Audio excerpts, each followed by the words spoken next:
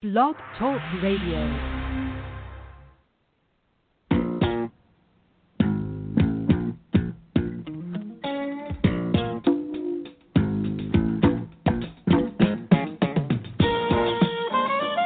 Welcome to On Trial, starring Mark Radulich, also starring Sean Comer. Hope you're ready, Hollywood, because you're on trial.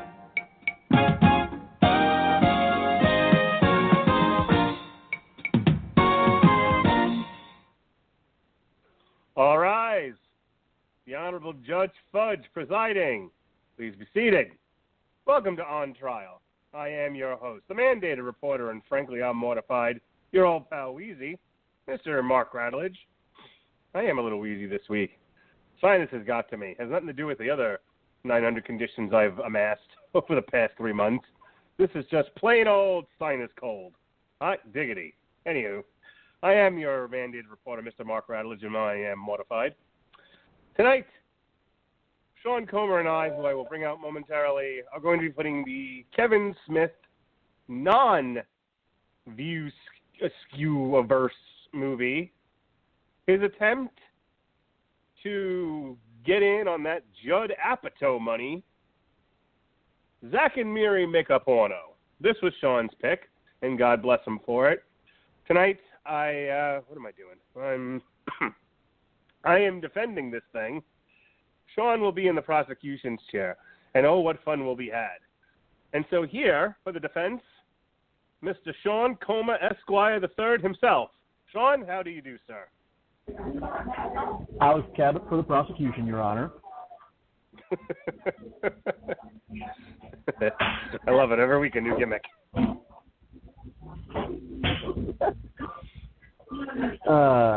Yeah, I decided to go with Law and Order this week because, quite frankly, there is no thematically appropriate prosecuting attorney to the View Askewniverse.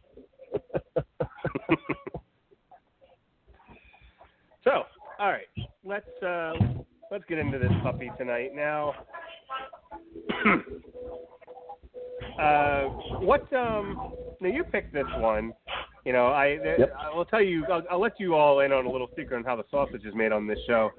In January, when once the movie release schedule was finalized for Damn You Hollywood, I went back and plugged in a whole bunch of movies that were going to coincide with some of the releases for Damn You Hollywood or On Trial. And then I gave Sean a handful and said, here, no, you pick the rest of these. And here's one that he decided to pick. What made you pick this one? Well, I thought it might be kind of interesting because it's very much an either you love it or you hate it movie.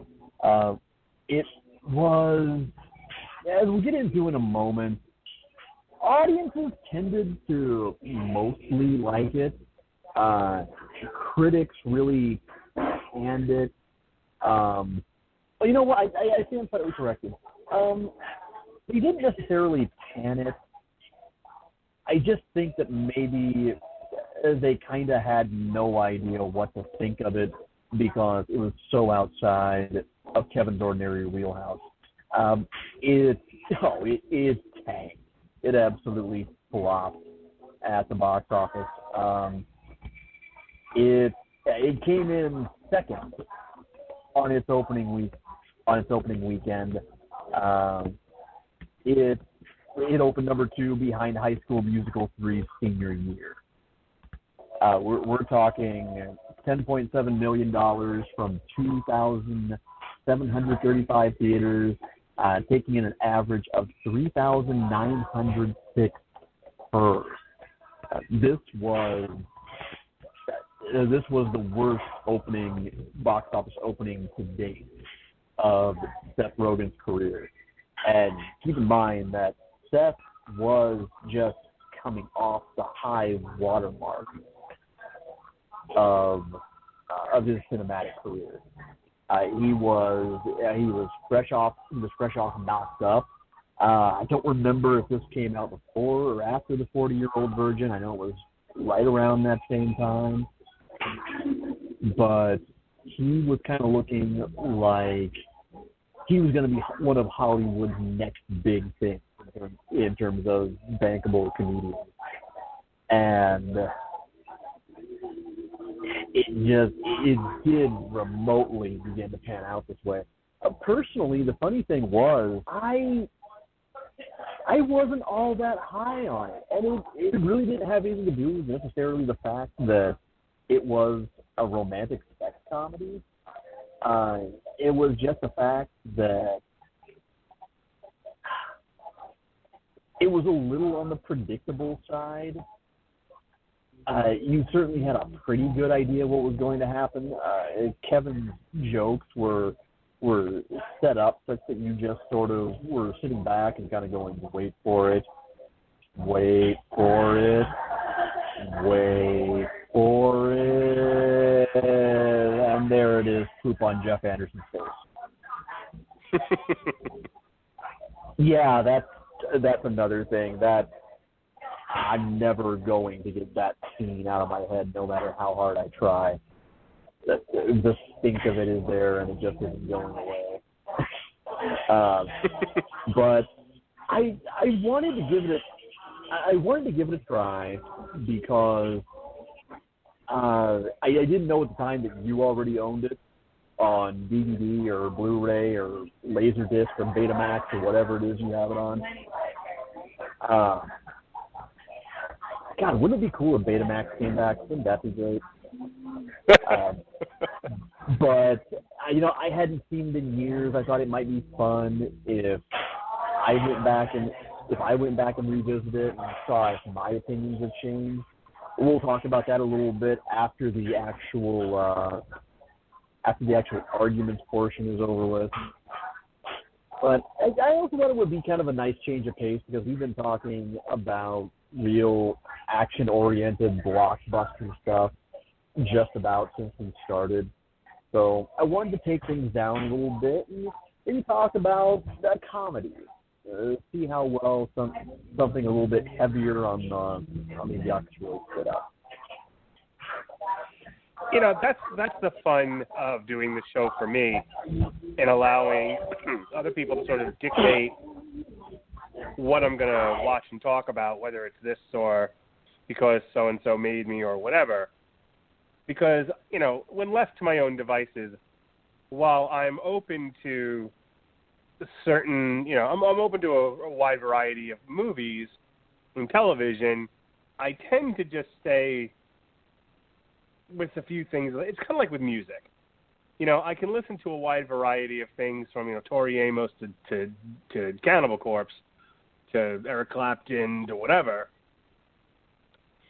But I tend to listen to a lot of metal and only metal. So I think it's good for me for someone to kind of push me and say, no. It's the 8th week in a row we've discussed a comic book movie. Maybe let's try something else. Okay. So I didn't see this one coming, but I when you suggested it, I was like, you know what? This will be a stretch for me. Because I saw Zack and Miri Make a Porno when it came out back in 2008. And, I was a fan of the Kevin Smith movies. I enjoyed the View Askewniverse, the New Jersey trilogy, whatever you want to call it. And it didn't take a lot of arm twisting for me to go see the thing. It's not my kind of movie.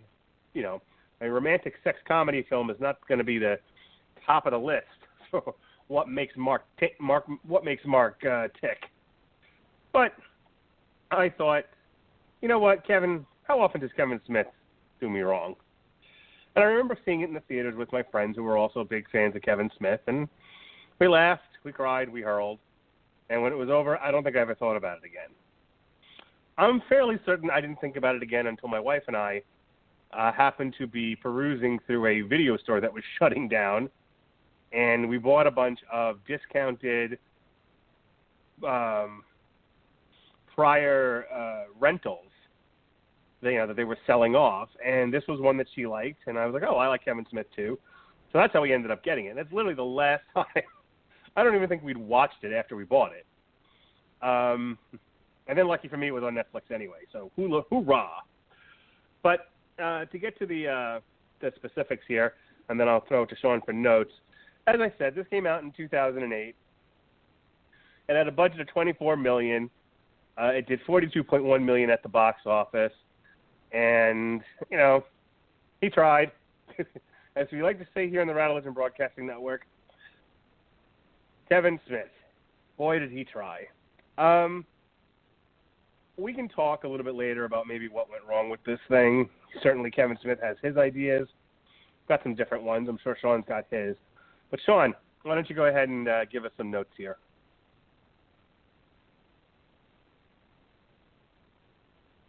Oops, sorry, I had to turn it off mute. Okay, couple quick disclaimers. First of all, I am a huge, unabashed Kevin Smith fanboy.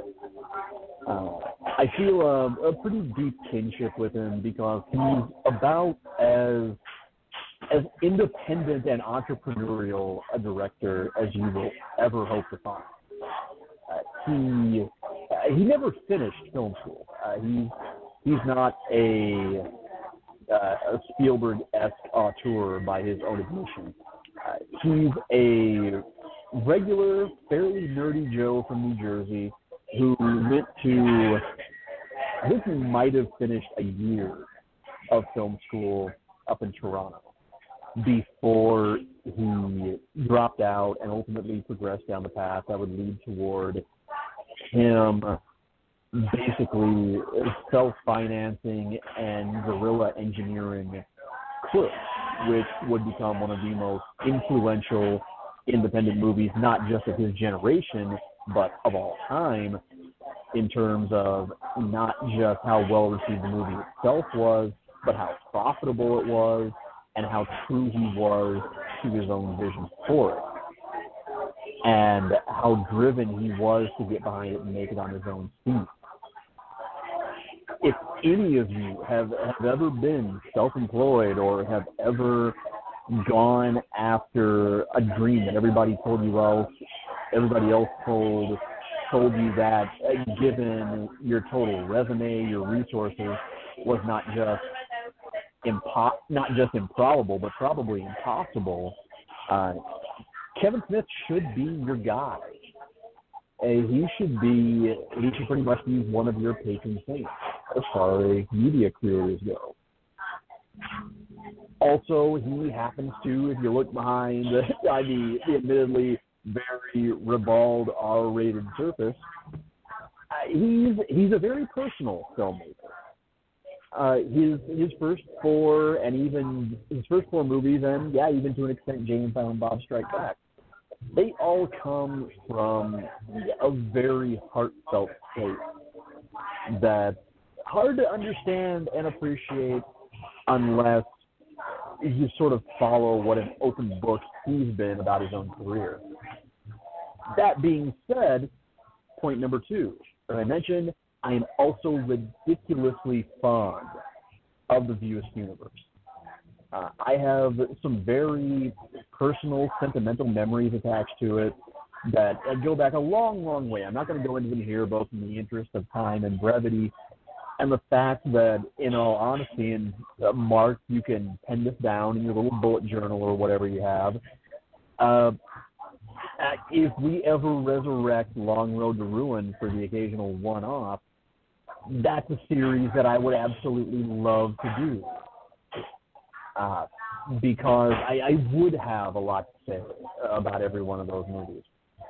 And they're just not arguments that are made for what's supposed to be kind of a structured, somewhat impartial, sort of intelligent discussion, kind of like this is meant to be. The third point, and this is one where I fully acknowledge that I might put a couple people off, and behold, the field where I grow my fuck. Look upon it and see that it is bare. A few movies aside, I am not a Seth Rogen fan. Come at me. Fight me. I don't fucking care.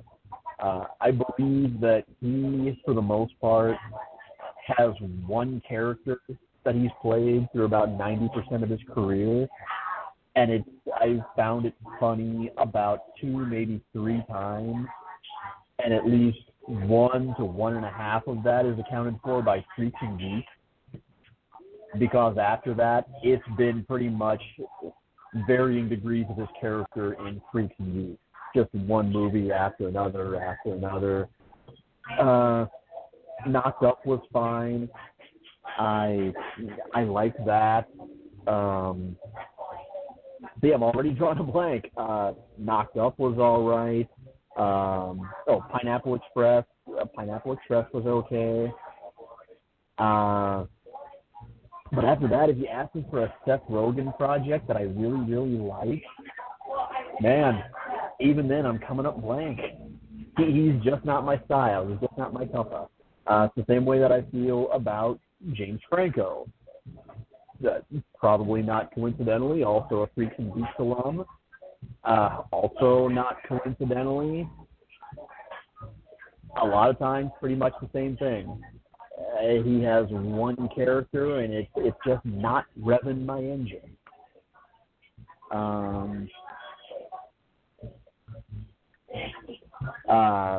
But all that being said, the former 2 reasons are why I was kind of willing to overlook the latter, and also the fact that I was still intrigued by what Kevin was going to do after the View Askewniverse.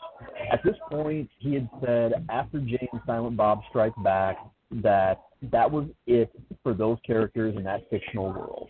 That he was closing the book on that. He wanted to move on. He wanted to do other things. This was the second of those other things that he was doing. It was also the second movie that had kind of a romantic comedy tone. The first of which being Jersey Girl, which is not a terrible movie. It's not great either. It was unfortunately cursed, and Kevin himself has admitted this, with the fact that, number one, it hit theaters right when I believe Spider-Man 2, and that is Spider-Man or Spider-Man 2, one or the other, was absolutely shredding the box office, and it also released right exactly when the blowback from Geely was hitting Jennifer Lopez and Jersey Girl star Ben Affleck the hardest. It just happens that Jennifer Lopez is in the movie for a cup of coffee before she's killed off. So that damn sure didn't help anything. But otherwise, it's really just unremarkable. But this one, when I heard the title alone, I thought, okay, this sounds like a Kevin Smith movie. Zack and Miri Make a Porno. It's a title that's so out there that a lot of theaters and a lot of distributors wanted absolutely nothing to do with it, just based on that alone, because they felt it was unmarketable. They had to, and ultimately, and again, if you know Kevin, you know why this is not out of character for him at all. Engineered an entire marketing campaign around just that fact. One of my favorite posters, it's the one, not coincidentally, it's also the one on the Wikipedia page. It's a picture of stars Seth Rogen and Elizabeth Banks posed in what looks like a very cutesy, colorful, kind of hand-drawn background of what would probably be a children's movie. And it comes with the tagline, "A poster for everyone who finds our movie's title hard to swallow." But,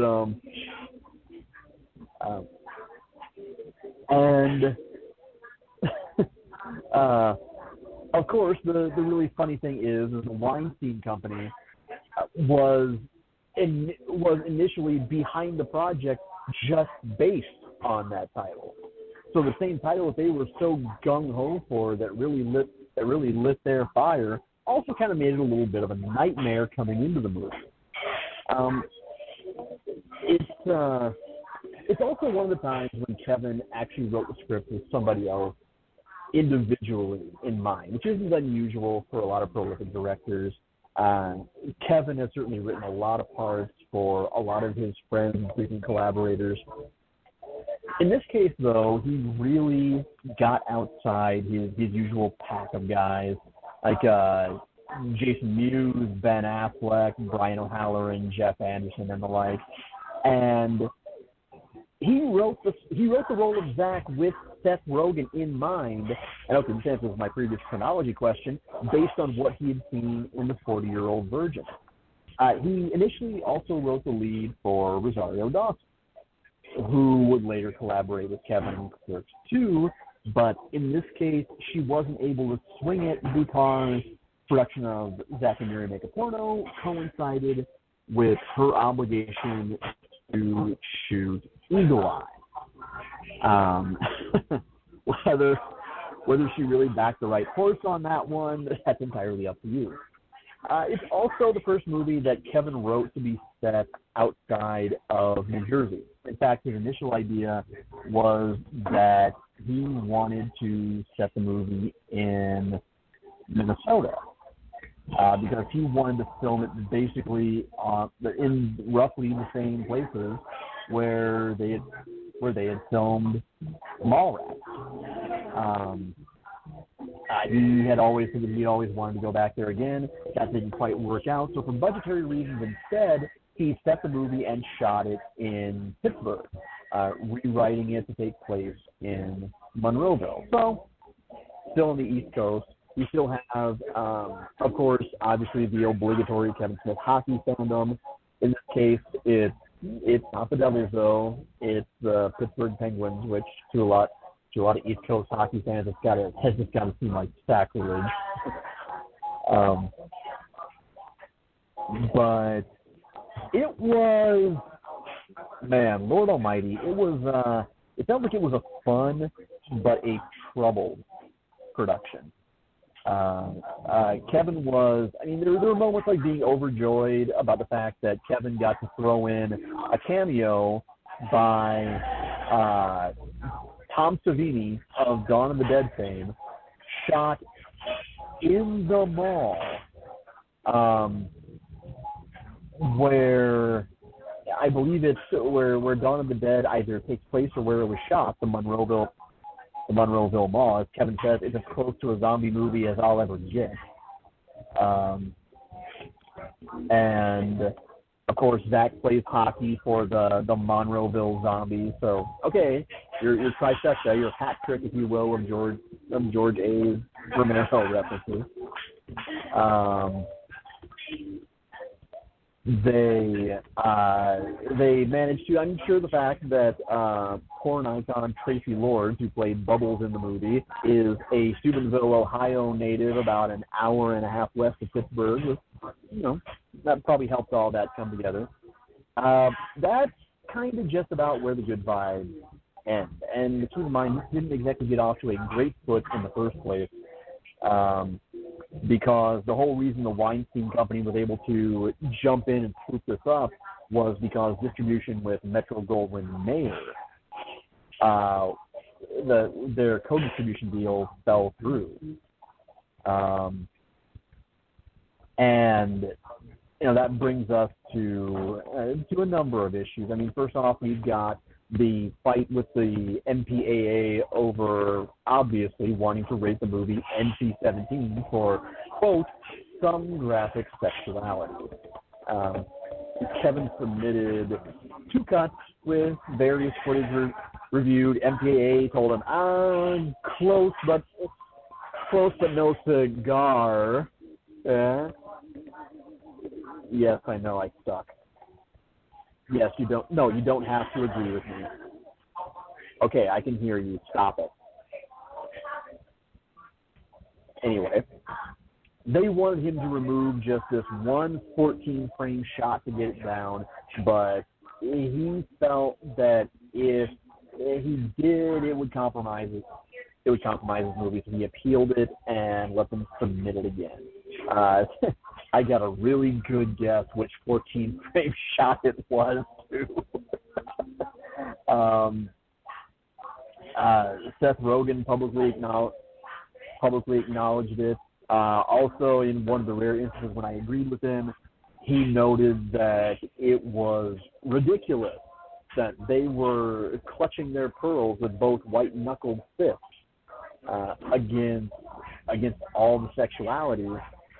but yet, Hostel, which came out not that far removed, eye gouging, graphic dismemberment, torture. Okay, you kids have fun. But eventually, Kevin won out. The MPAA gave him his R with no further cuts needed. The British Board of Film Classification issued an 18 certificate for very strong language and sex references and strong sets. Ultimately, they released the teaser, which depicts the auditions held by Zack and Miri for their porno. Even that kind of got him in a little bit of hot water, because Kevin said, quote on his website, "There ain't a frame of footage in this puppy that's in the actual flick, so feel free to watch it without fear of spoilers. This is just a little something to give you a little bit of a feel for the flick," end quote. The MPAA ultimately ordered it removed because they did designate it a teaser trailer that had not passed their inspection. We've already mentioned the controversy over the poster and the ad campaign and everything. There was another great version of the poster that said Seth Rogen and Elizabeth Banks made a movie so outrageous that we can't even tell you the title. But that brings us around to the box office reception. And, oh boy, we've already mentioned just how badly this thing did. It left Kevin severely depressed.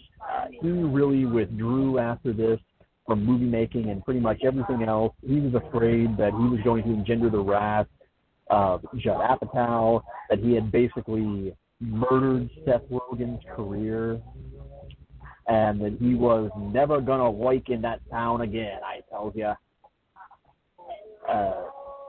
And ultimately, it also led to a nasty, very bitter falling out between Kevin and Harvey Weinstein, because Kevin claimed that Weinstein had to borrow a phrase from my favorite wrestling play-by-play announcer of all time, Gorilla Monsoon, had a bad case of deep pockets and short arms when it came to spending enough to market the movie. Weinstein claimed that he had sunk $30 million into shilling this thing. Kevin didn't believe it, and that was really the end of the good tidings between them. Ultimately, if you look at the numbers and the critics, it's almost like it's a tale of two movies. Rotten Tomatoes reports that 65% of critics really dug it, based on a total of 193 reviews, average 6.1 out of 10 scores. It considers it, quote, a modest success, and credits a lot of that to the fact that, and I'll agree with this, that Banks and Rogen have absolutely off-the-charts chemistry. Based on Metacritic, which is almost always far less friendly, oh, yikes, 56 out of 100 based on 33 critics. We'll get into how I feel about it, but overall, I mean, I guess I should kind of take back a little bit of the you either love it or you hate it. It's the worst thing that something can be, and that's the fact that it's largely remembered for being extremely mediocre, for being forgettable. It doesn't really stand out as being memorably great or memorably awful. And Kevin has made both movies. Clerks, Chasing Amy, Dogma, superb. Absolutely outstanding. Mallrats, notoriously tanked with just about everybody except cult audiences who had to discover it on VHS because it wasn't in theaters for a cup of coffee. It was in theaters for about a sip of coffee. Like that first little bitty sip that you get that kind of burns the roof of your mouth and makes you cringe. It makes you cringe a little and kind of makes you wonder why everything hates you. Yeah, it was that small. It was in theaters for a very, very short bit, but that was long enough for critics to decide that it was absolutely god awful. This, though, much like Jersey Girl and Cop Out, it's a movie that you forget just because it's a lot like a lot of other movies. You can be great in a profound way, you can be awful in a profound way, but you can't be, but almost by definition, you can't be exceptionally mediocre. Just almost everybody who's in this movie has made something better that you'll remember them more for, and then you'll watch this and just kind of go, oh, the hell, Craig Robinson's in this? Holy shit, Elizabeth Banks? I don't like her. Oh, Seth Rogen, he's pretty funny in a lot of stuff, I guess. Oh, holy crap, they dug up Tracy Lord. It's Jason Mewes. And he doesn't appear high off his nuts. But then by the end, you'll kind of forget about a few hours later that you ever watched it. So with that being said, I see the floor to the. Oh, that's right. You're the defense this week, not prosecution. Yeah, but I got to go through the plot synopsis. So don't go too far because this is not a lengthy plot. Not a lot of complicated stuff going on here. As said before, our story takes place in Monroeville, Pennsylvania, with our titular characters Zach Brown and Miri Linky, played by Seth Rogen and Elizabeth Banks. They live together. They are best friends. They are not lovers. And the setup here is, as I said, they are broke. They have not paid their utilities, but they are going to their high school reunion. It is at the high school reunion that they get the idea to make money by shooting a porn after Seth Rogen's character, Zach Brown, strikes up a conversation with Justin Long's character, Brandon St. Randy. Hubba hubba. There's also the issue of while she was changing Elizabeth Banks for this reunion, some kids capture her in her granny panties and put it on the web. This, of course, goes viral.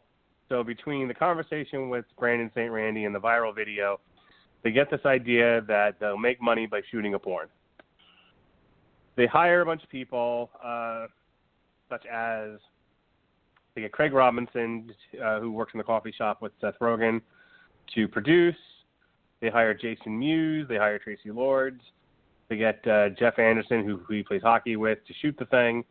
And finally, they hire Katie Morgan and Ricky Mabe. So they build sets, they get equipment, they put together costumes, and they have a good first day. And then it all goes to shit.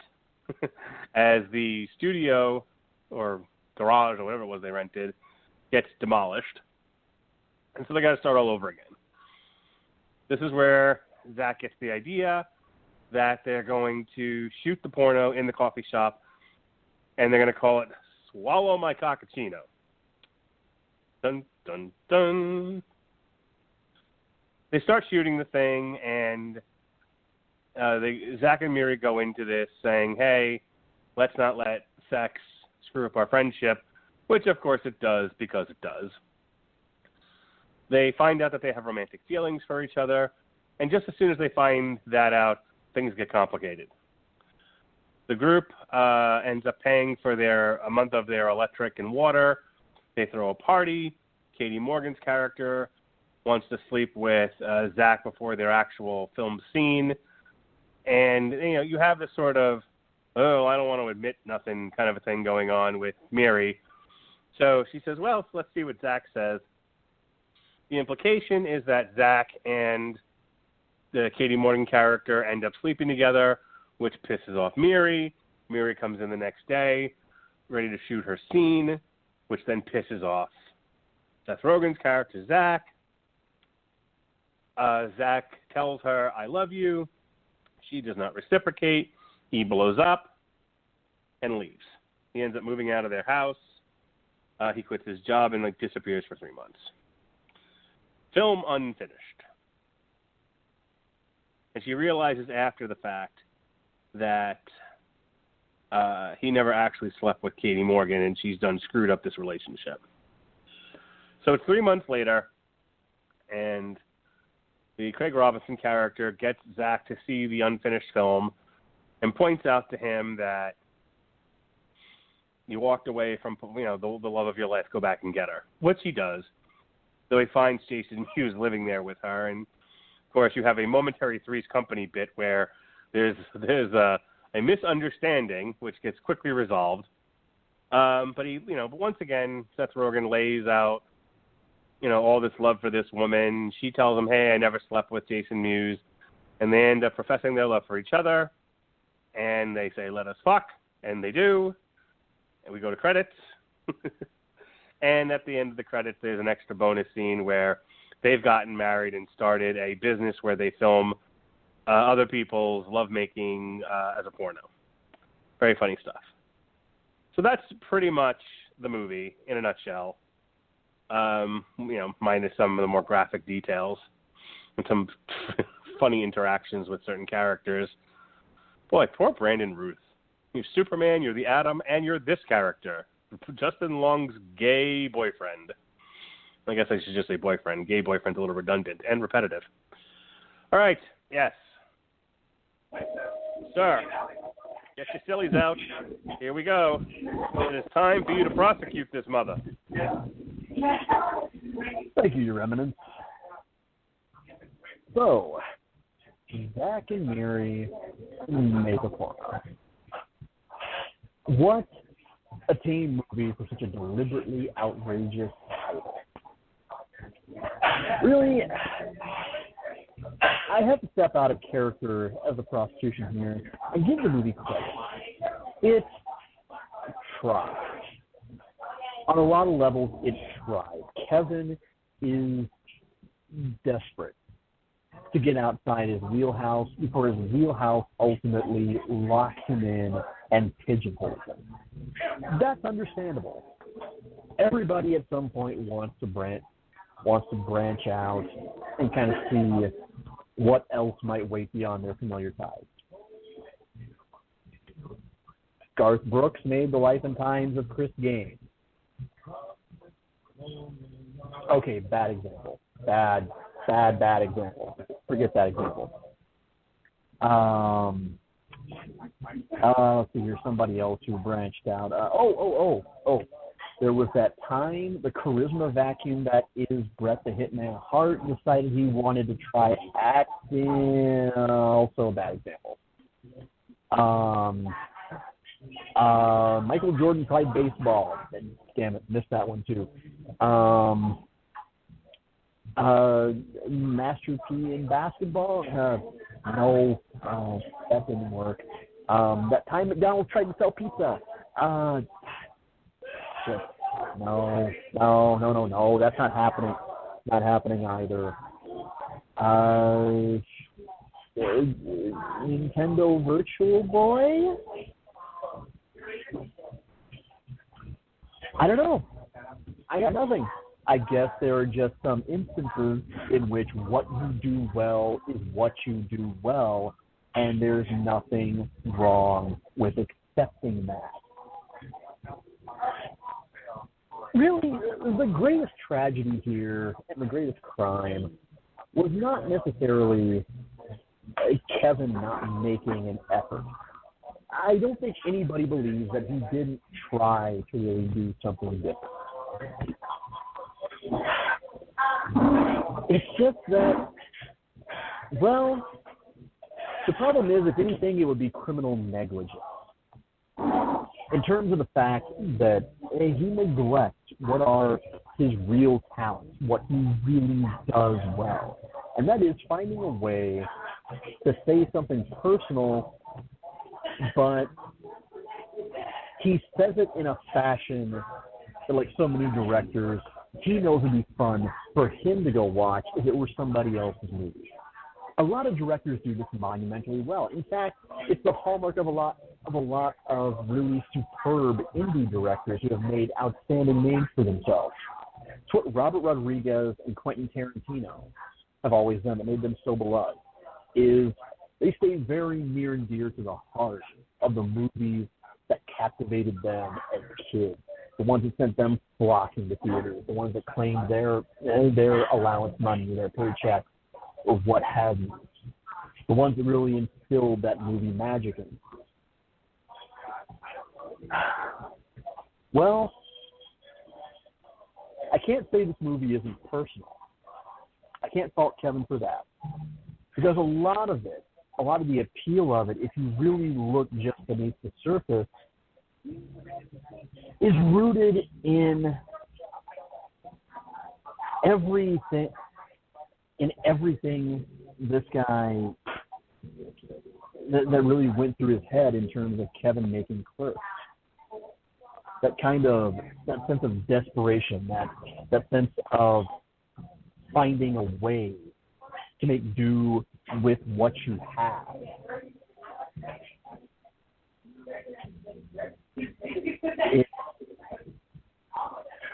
It's that sense of really just kind of doing anything to pay the bills and having something turn into a passion project that you make with your nearest and dearest around you and whoever you can cobble together, because you don't have the kind of budget yet where you can get a George Carlin or a Chris Rock or a Salma Hayek, or you can write scripts with Seth Rogen and Rosario Dawson first and foremost in mind when they're coming off bankable box office runs. That's what it's about. The problem is, this just does it in such a flat way, and we're never left with the impression that it's something that Kevin Smith treats with love or something that he would love if he were to see it in theaters. There's never really a sense of that. You just don't feel anything sincerely passionate coming from it. You know? And I don't know if Kevin is entirely at fault for that, or perhaps we should be listing Harvey Weinstein as a co-defendant here. Because sadly what we ultimately get is a relatively amusing sounding concept and a few funny moments that a lot of times feels like it wastes some superb chemistry, especially between Rogen and Banks. Because the rom-com just is not where Kevin belongs. I'm not saying he necessarily belongs entirely just making schlock, and I shouldn't call Jay and Silent Bob Strike Back schlock, but over-the-top spectacle, like Jay and Silent Bob Strike Back, or say on an equal footing something like Mallrats. But at the same time, there's never a point when it necessarily feels quite as emotionally intense as the better moments of Chasing Amy do. It lacks the moments where he blends something that really feels authentic with, just enough silly, even crass adventure, quite in the same vein as Clerks. Don't get me wrong, it gets crass, but it feels like it's missing that commentary, and that's where it all of a sudden just becomes predictable. As it wears on, you see everything set up, and it plays out exactly how you would expect in just about the same rhythm. It's like he's trying to actually make Judd Apatow's movie. And the one problem is, while they're both extremely funny, Kevin Smith and Judd Apatow they're not the same director. They simply aren't, and that's not a bad thing. I love Judd Apatow.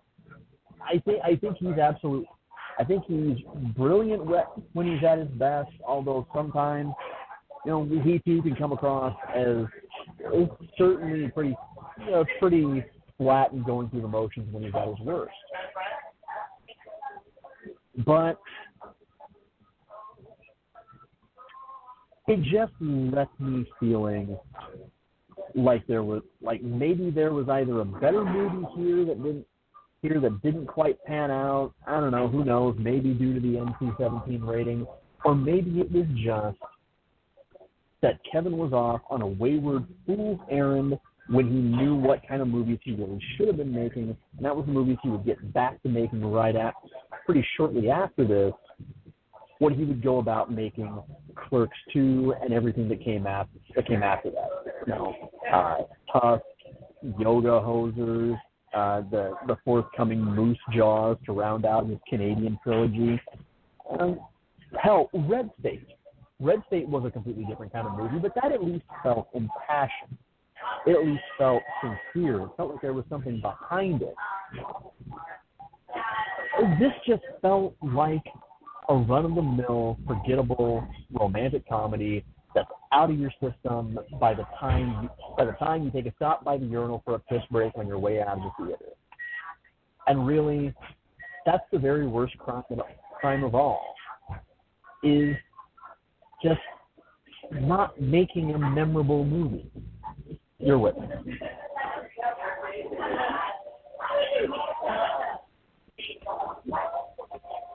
Okay. Thank you.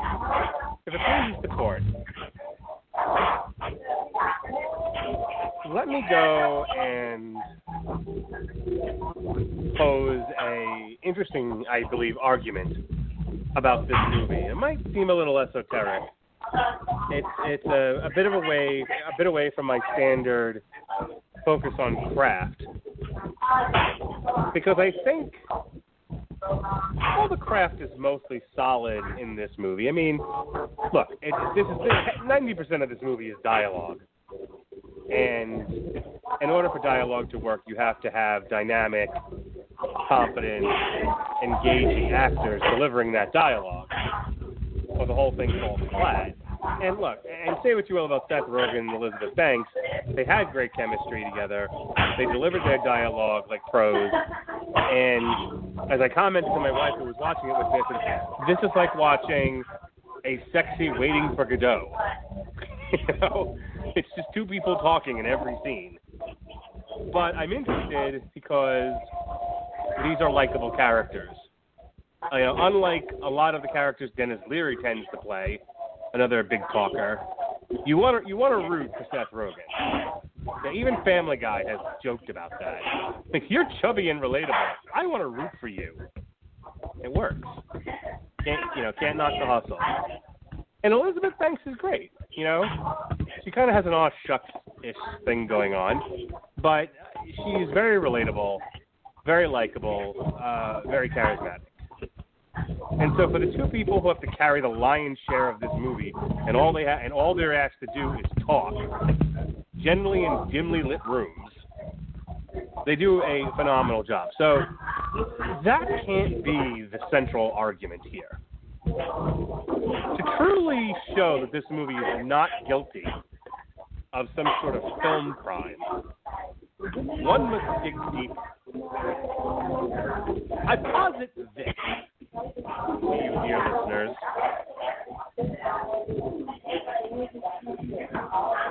Zack and Miri Make a Porno might be one of the most unique and fascinating modern romantic comedies in film history. Say it again.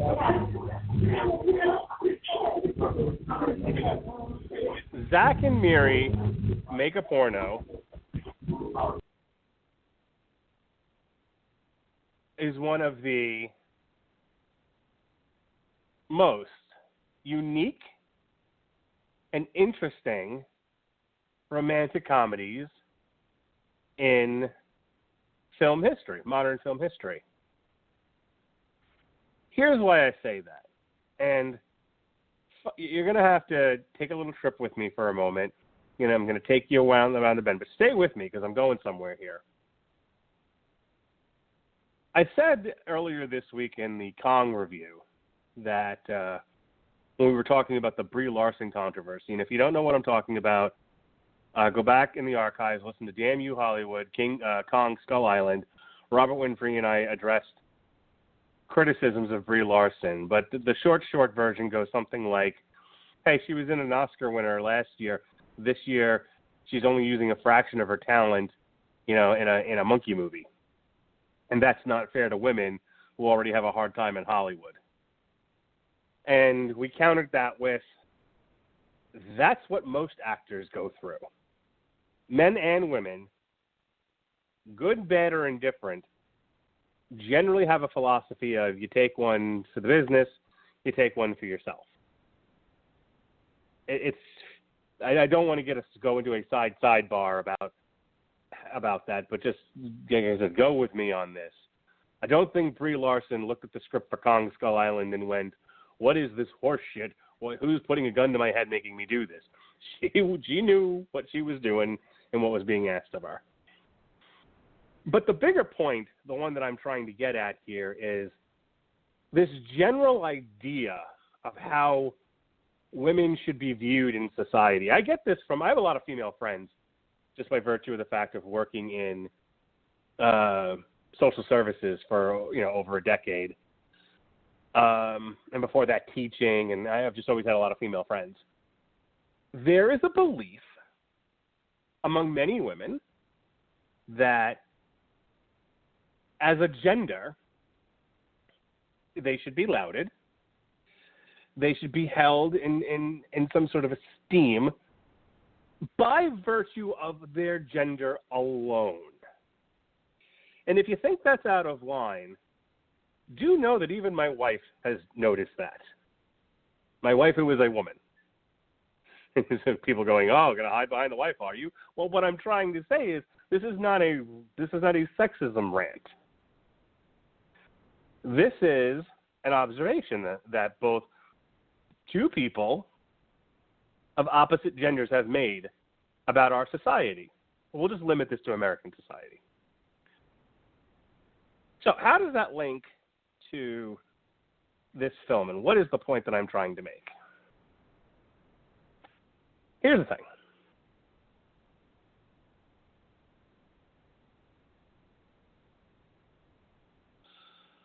You have to look at the history of film comedy, modern film comedy, especially the subgenre of romantic comedy.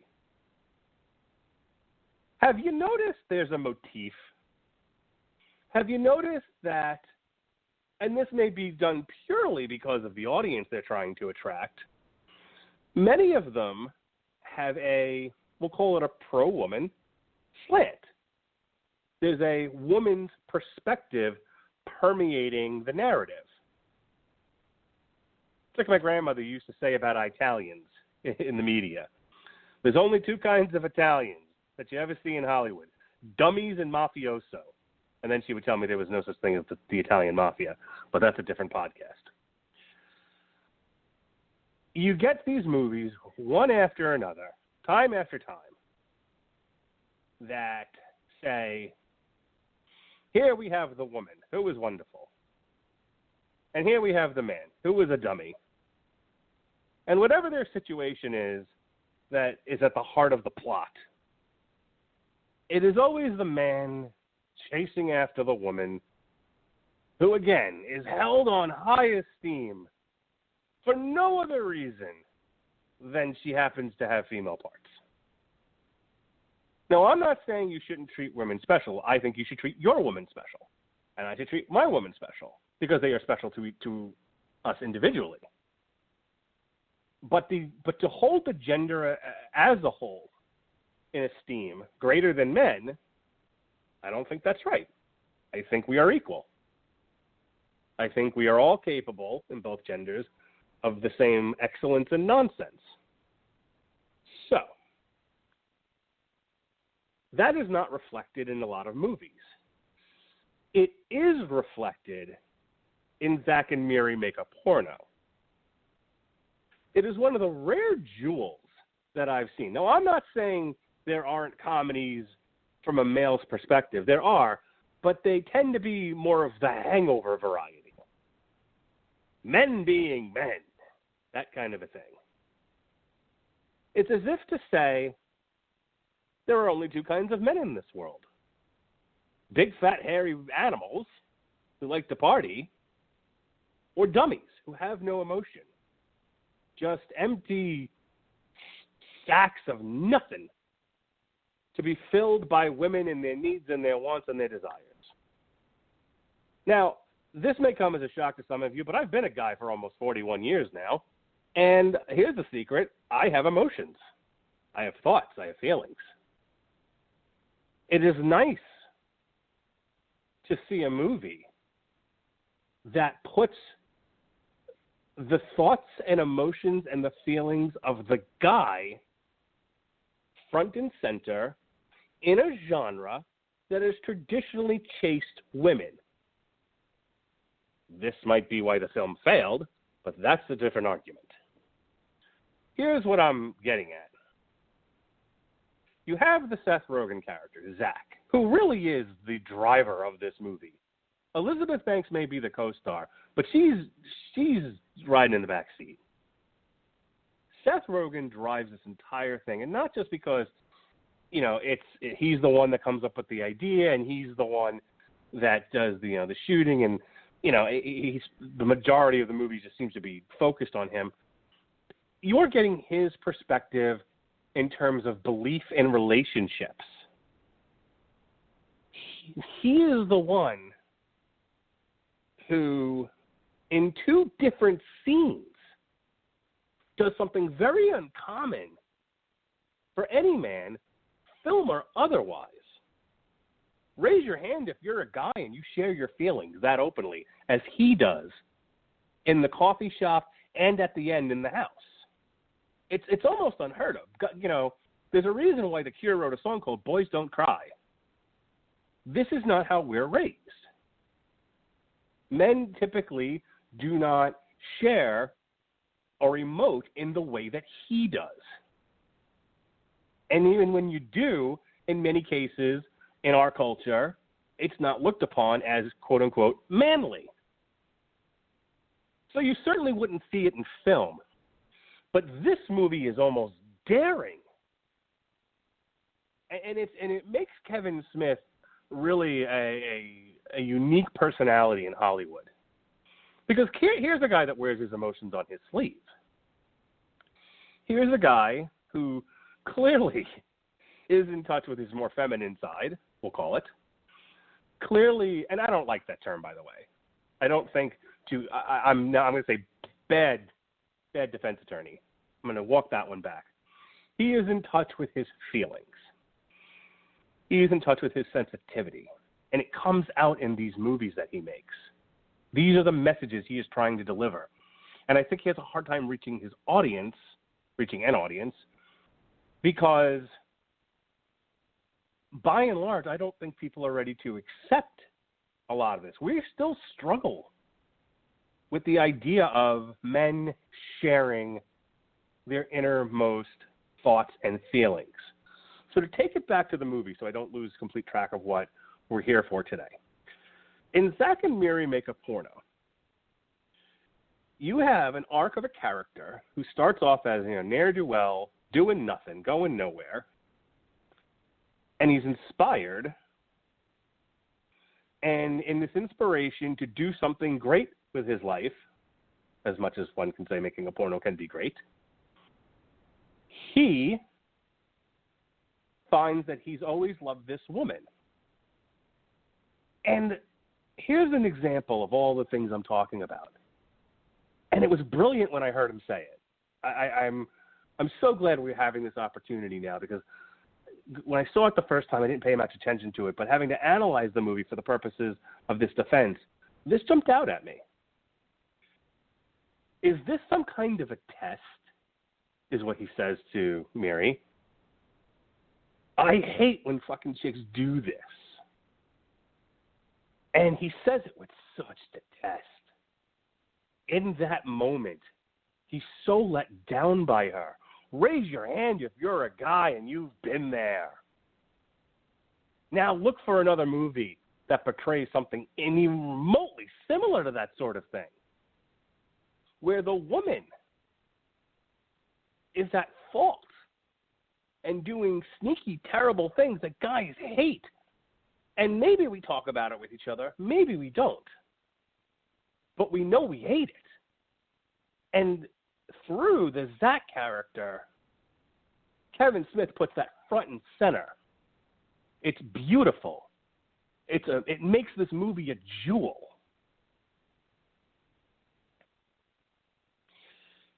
I know that as I'm saying all this, I keep thinking of the Tom Cruise bit, you complete me, and then of course the woman says, you had me at hello. Jerry Maguire. We all know that one. So it does happen occasionally.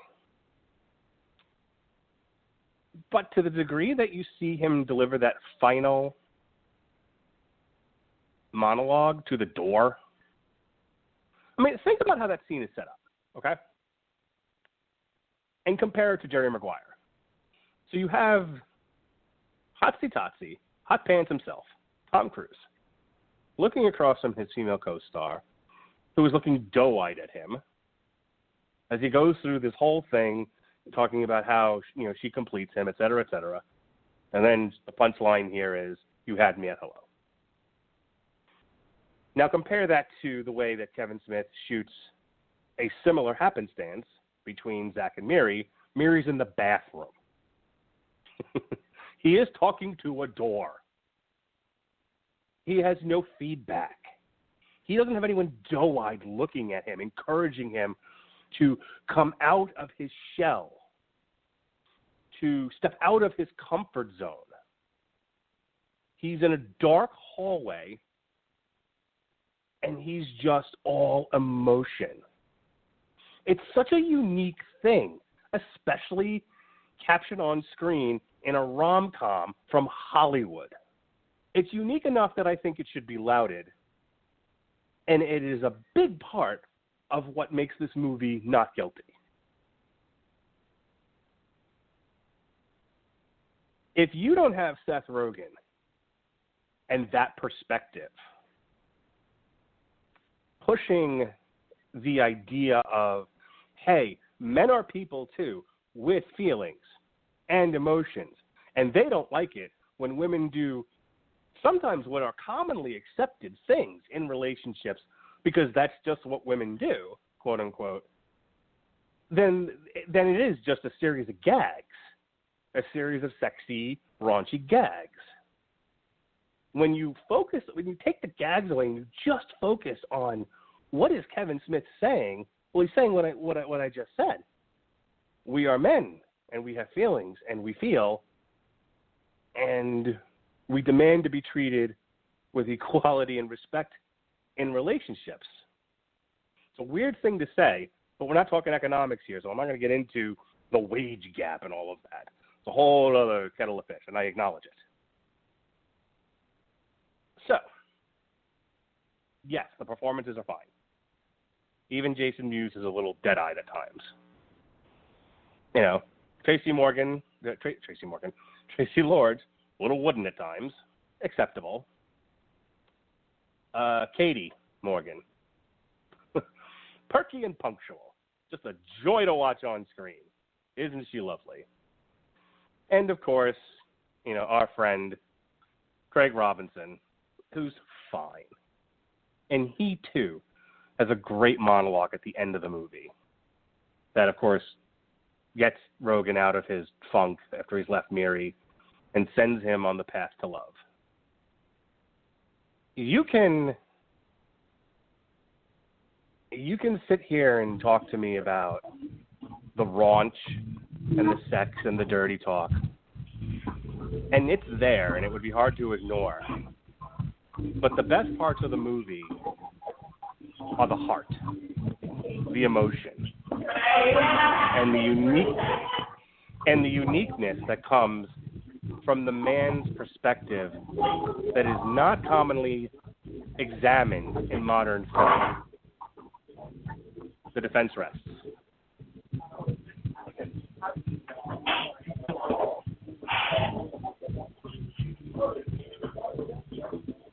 Thank you, Your Royal Highness.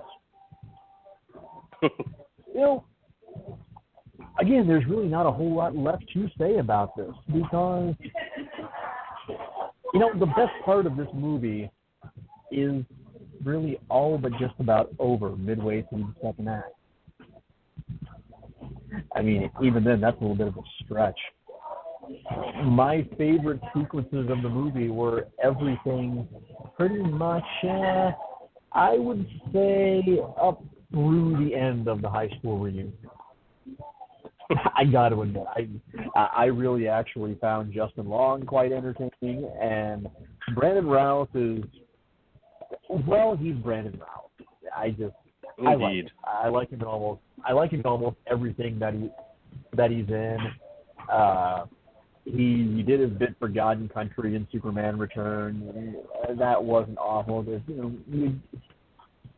You can't blame him for that script. He just can't. But that's neither here nor there.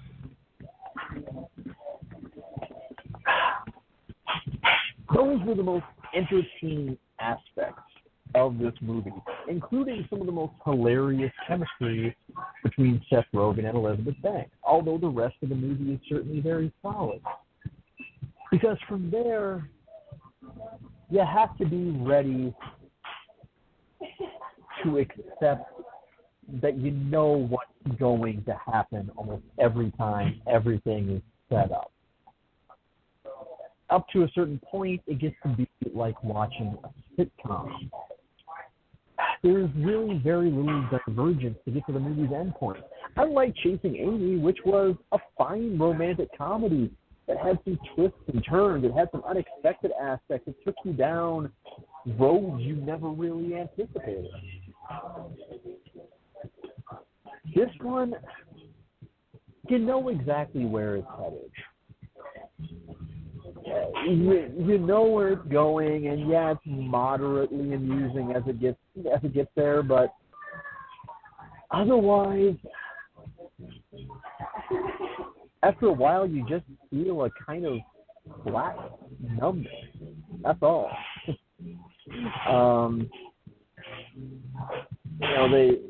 They make the porno, and there's the interesting twist of the fact that the set gets torn down. Okay, that was a good start. Deciding to shoot in the coffee shop. Okay, that was good. I thought it was actually kind of fun to see Jason Mewes really take it down a notch and not really do Jay. But after that, when it comes time to shoot their big scene, okay, you got a sense of what's probably going to happen. It really is going to end up being all romantic and lovey-dovey instead of lusty and raunchy. Lo and behold, that's exactly what you get. And it plays out well enough, but it kind of lets you know this is going to be pretty by the numbers. And Kevin Smith just doesn't generally do by the numbers. He at least gives you something to remember the movie by, to hold on to and remember it fondly for. And from there, it was a nice touch when they threw him the rap party and everything. And you have the moment when Katie Morgan's character. I'm sorry, looking at my notes while I kind of blank on her character's name real quick. Stacey. When Stacey asked if it would be okay if she basically had kind of an undress rehearsal, if you will, with Zach before they shoot their next scene, their big scene the next day. You see the look on Miri's face. You see her go talk to Zach, and you know what's going to happen, and you know what's going to happen next. She comes in the next day, and predictably, because of course you never see them actually have sex. There's going to be a big wacky mix-up where Miri thinks they slept together, and it turns out they really didn't. So she just decides that she's just going to throw her feelings to the wind, and she's just, if Zack can go around and get his rocks off wherever he pleases, well, why shouldn't she be able to? Lo and behold, that's exactly what happens. And you know that at some point, some way after that, they're going to end up together. They're going to resolve the misunderstanding, and it's going to be that scene that they originally shot that's going to do it. Lo and behold, that's exactly what happened. I do think it was kind of a cute touch to have them come up with a business where they'll shoot amateur sex tapes for couples. That was okay. That was nice. But otherwise, they're saying that it's not what you expect from Kevin Smith in terms of the fact that it's not, again, a super raw movie in terms of its language and its content. Aside from the fact they at one point simulate Katie Morgan basically voiding her bowels all over Jeff Anderson's face. I'm sorry, I had to say it. I just had to acknowledge it because the highlight of the movie. God, it's the non-emotional highlight of the movie. I never need to see that again. Oh, I can watch that on a loop. Ever. That's hilarious. No. Just like I never need to see Jason Yu's bag of holding dangling between his legs ever again.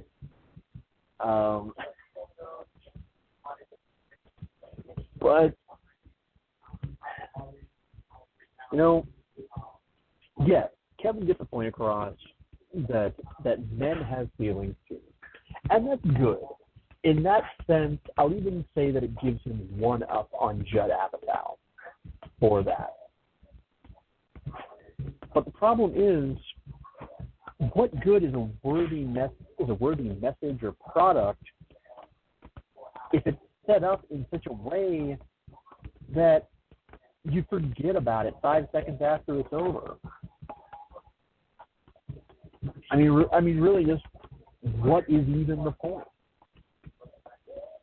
And that's the whole thing, is he doesn't deliver it in any kind of remarkable fashion. It's your standard rom-com.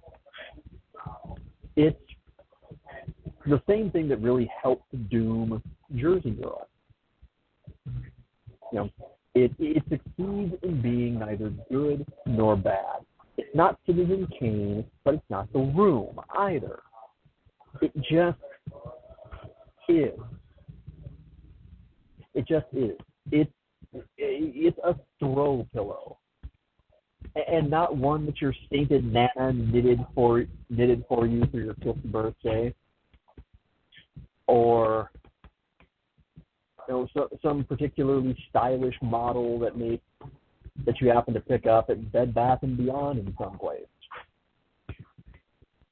It's something you yanked off the rack at Walmart while you were out getting milk, eggs, and lawn fertilizer.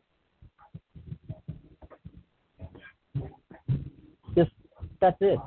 It's there. It's in the cart, and you pretty much forget that it's there right up until you're going through the checkout line, and you remember, oh yeah, I grabbed that, didn't I?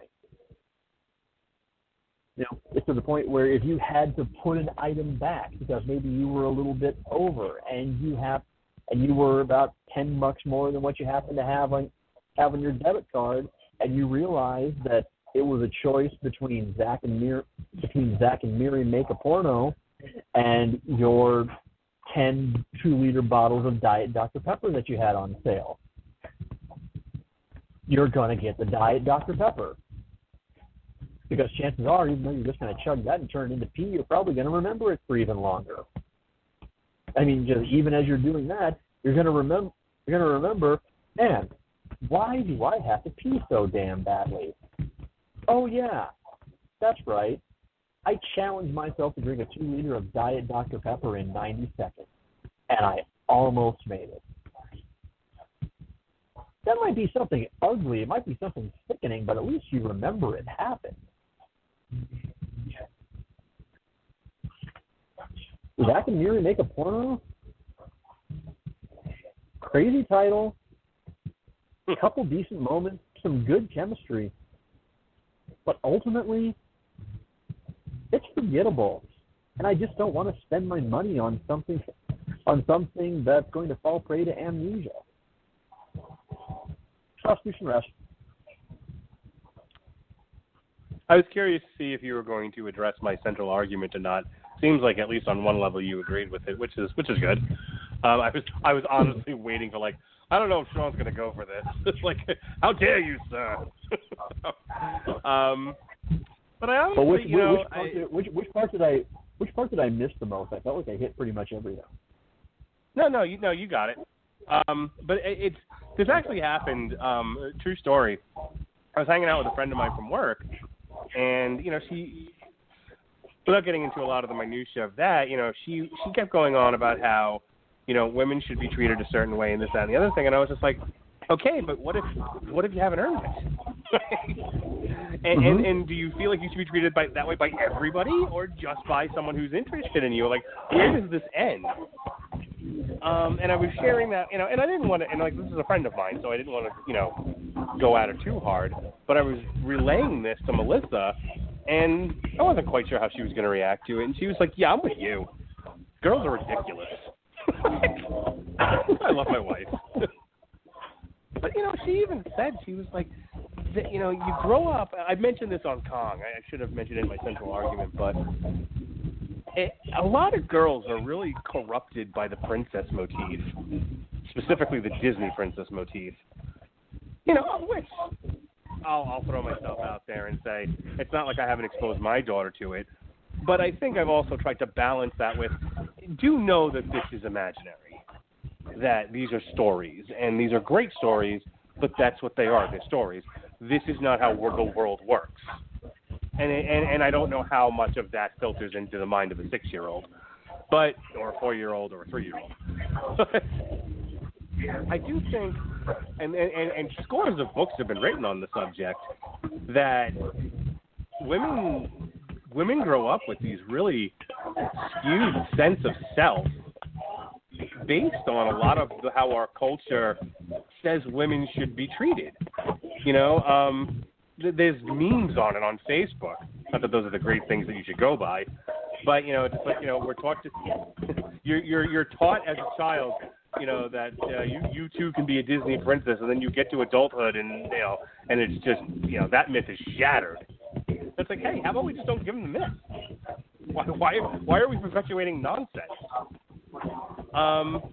And honestly, I didn't think about it until after I sat through this, and I had to think about what did I just watch besides Katie Morgan's wonderful testicles. And honestly, that's the message that reached me. I was like, huh, Kevin Smith talking to the man. So, if nothing else, I hope this show serves as a interesting look at these movies, sort of unique perspectives. Maybe an idea or an argument that people maybe would not have thought of when thinking about some of these movies. So I'll end my rant with that. I hope I gave you something to think about, world.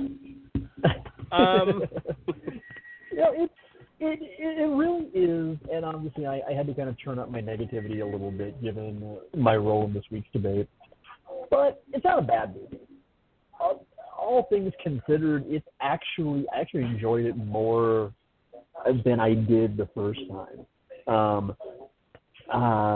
My appreciation for the talent of Elizabeth Banks has only gone up over the years, and she is so damn charming. It just seems like she's having such a genuinely good time, kind of bouncing off a step.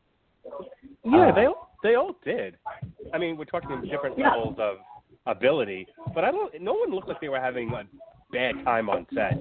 Oh, no. I mean, it's so different from when you hear the stories, and especially in her interviews in which Katherine Heigl talked about how much she just utterly hated making Knocked Up. because she absolutely resented the material. She hated what she loathed the opinion of women in general that Judd Apatow seemed to convey with the way that he wrote them, which I won't say she's entirely right or wrong, but you compare that to just how legitimately unabashedly chummy Elizabeth and Seth seemed. And it comes across so well. It really is fun to watch. And Katie Morgan just is how do you describe it? It's so monumentally endearing. Yes. She didn't seem like she was endearing. struggling with the material the way Tracy Lords was. Tracy Lords looked like there were times where she was having some difficulty getting the words out. Katie Morgan seemed much more natural. Tracy, I think, was kind of playing the character she was meant to play. And credit to both of them, and to Tracy in particular, because she is one of the porn stars who has translated really well to an actual legitimate acting career, and that is not an easy stigma to overcome at all. And she's been doing it for quite some time, and really managed to do it in this one without necessarily having to having to go to quite the lengths of skin bearing that Katie did. I won't say without having to be as raunchy, because come on, we both watched the same character. But was a real trooper about it. I love Jeff Anderson, although he's another one who seems to, kind of like Craig Robinson, plays just about the same character, but if you need that character, he's the guy to get. Well, he has a great line in this, other than being shit in the face. He's like, "Hey, how'd it look today?" "How do you expect it to look? It looked like shit going into shit."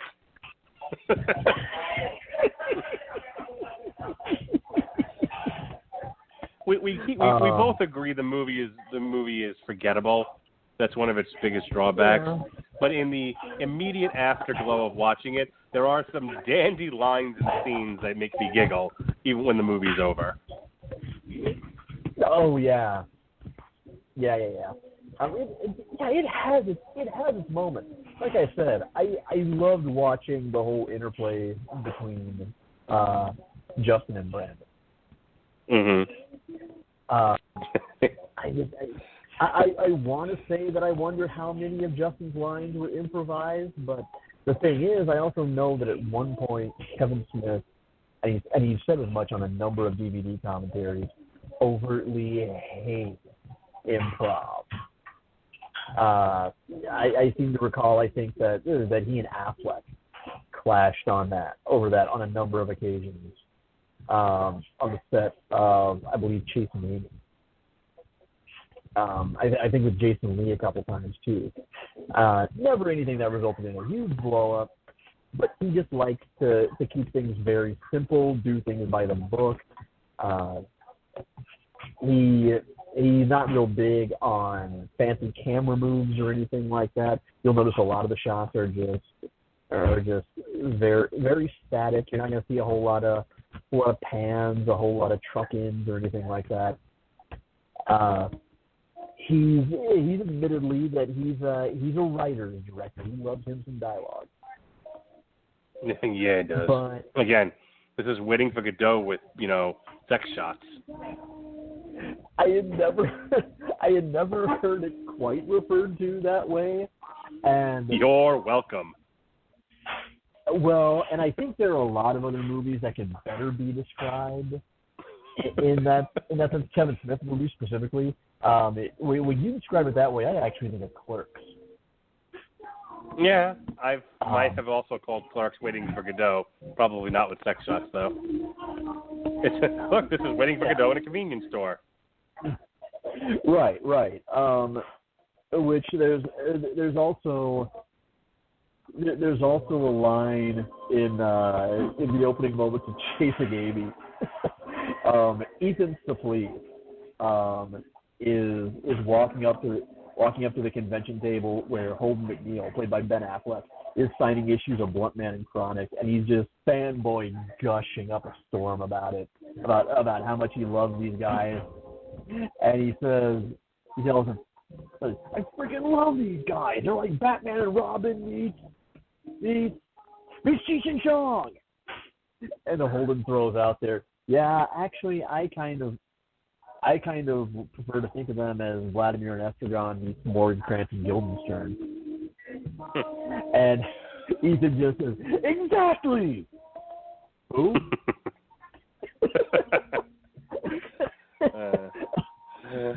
Which right. That's one of the things that I love about Kevin is there amidst all the dick jokes, there's actually a shockingly self-effacing, fairly intelligent, selfish man underneath all of that. And I always try to close these out with a couple of timely recommendations.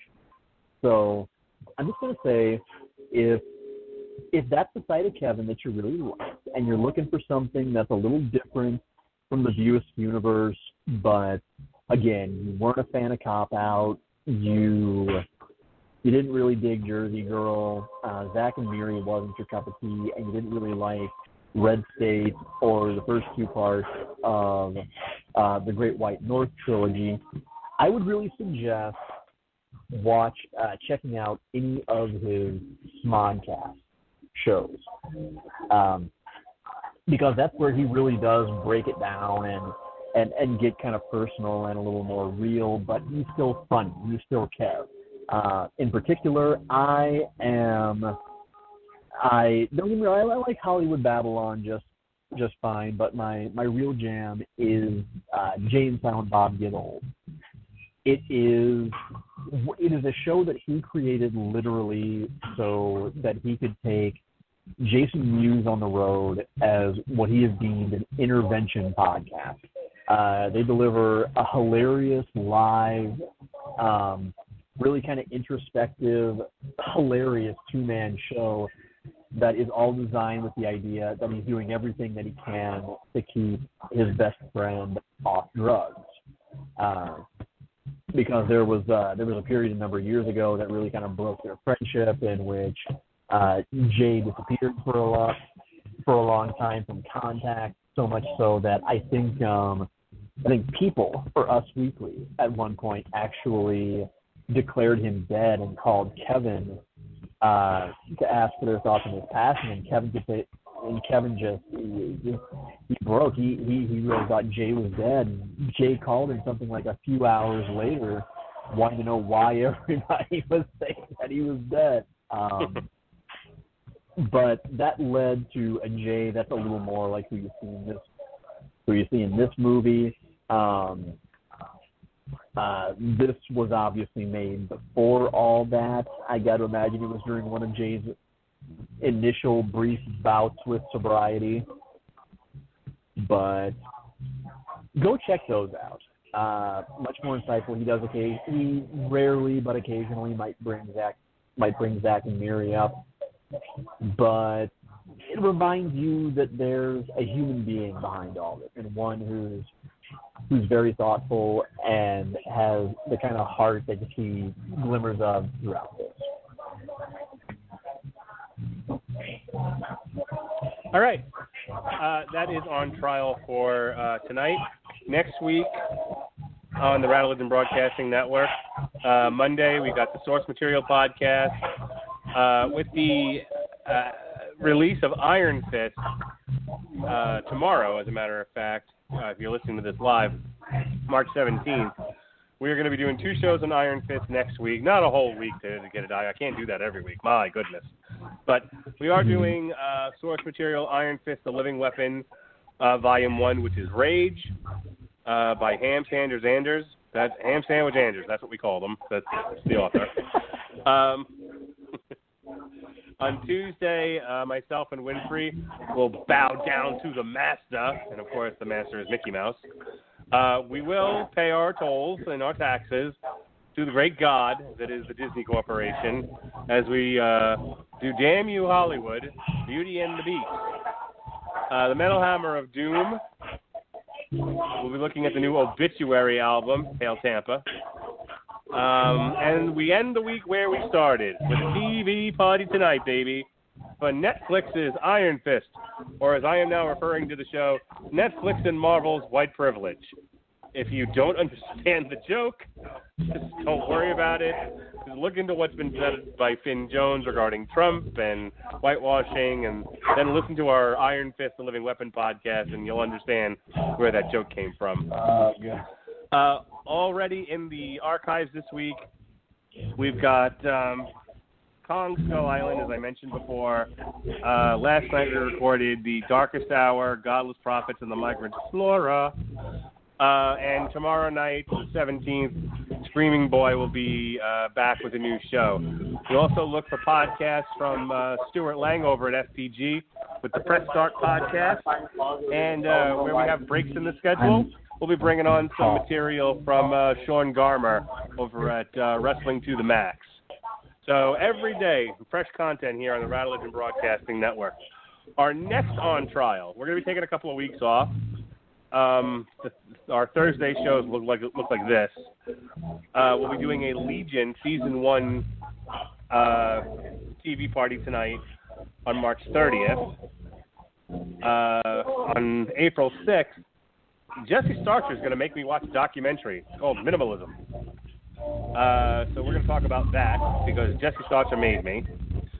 And because Ronnie Adams made me on April 13th, we'll be looking at a movie called Equilibrium, which brings us to when we're back for On Trial. We've got 3 shows lined up in a row. It's all about Here in My Car, baby. It'll be Damn You Hollywood, The Fate of the Furious, Metal Hammer of Doom, Zombie Motors Wrecking Yard, and then finally, just announced yesterday, On Trial, Dude, Where's My Car? Because it's happening on 420, baby. Oh, shit. Yeah, baby. Let me get a toke. I don't smoke pot. But I'll be prosecuting that baby. I get the low-hanging fruit this time. And Sean has the monumental task of defending this puppy. And we close out the week with a Screaming Boys show all about cause. Cause and movies. Is that what we're doing where I'm defending Dude, Where's My Car?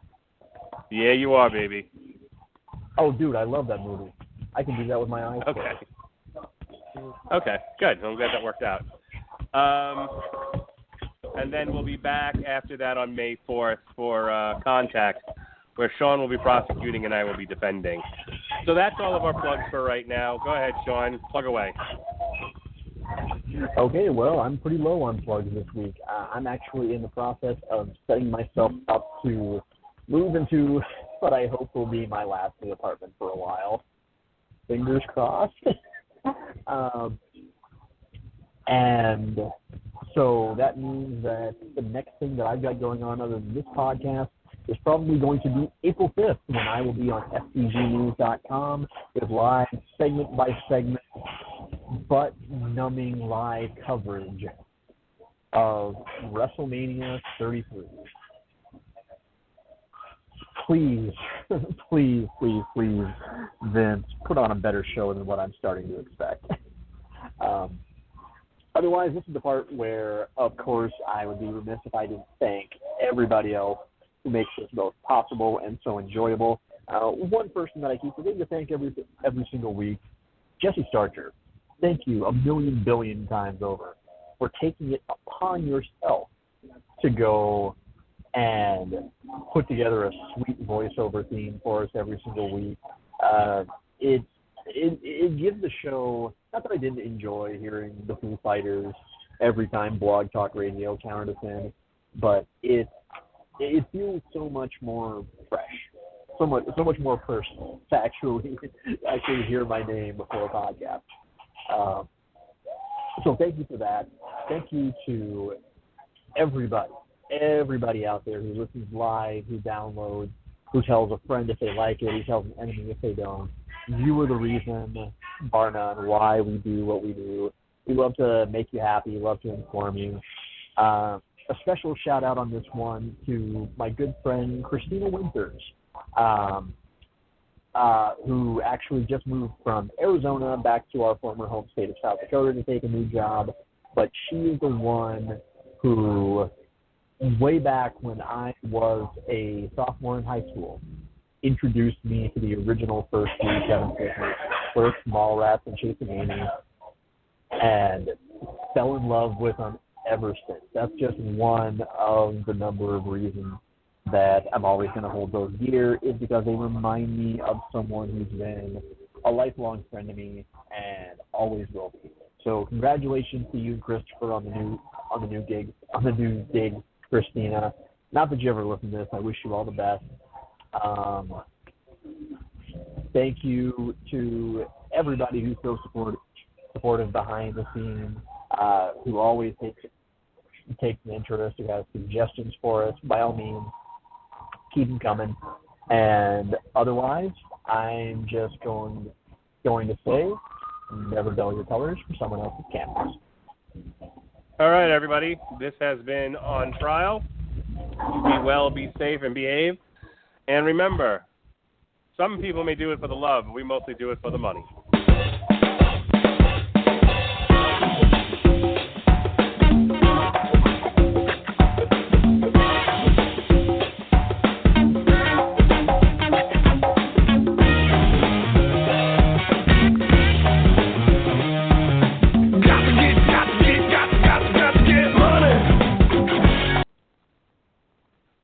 And now, insurance-minded speeches from Geico. It's a common expression, don't look a gift horse in the mouth. However, what if the horse's mouth is filled with useful insurance tools? This is the exact case with the Geico app. Yes, the app is free and therefore a gift horse. However, look inside the app and behold, emergency roadside assistance, digital ID cards, bill pay.